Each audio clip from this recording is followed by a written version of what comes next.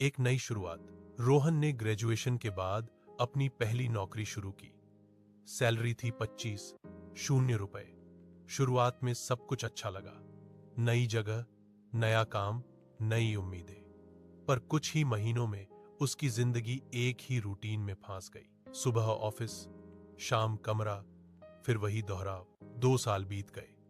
रोहन को लगने लगा कि वह बस मशीन की तरह जी रहा है। न कोई नया सीख रहा था, न कोई ग्रोथ दिख रही थी।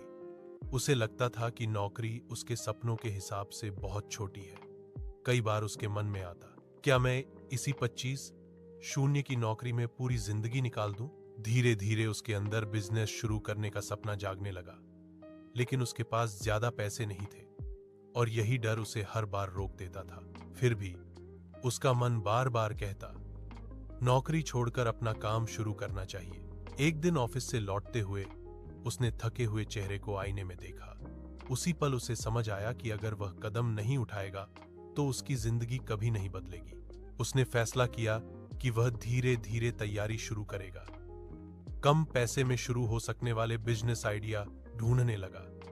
थोड़े थोड़े पैसे बचाने लगा। नए स्किल सीखने लगा। लोगों से सलाह लेने लगा। उसने नौकरी तुरंत नहीं छोड़ी, लेकिन अपने सपने की दिशा में कदम बढ़ा दिए। कुछ महीनों बाद वह ज्यादा आत्मविश्वास से भर गया। डर कम हो गया। उसकी मेहनत और तैयारी ने उसे आगे बढ़ने का हौसला दिया।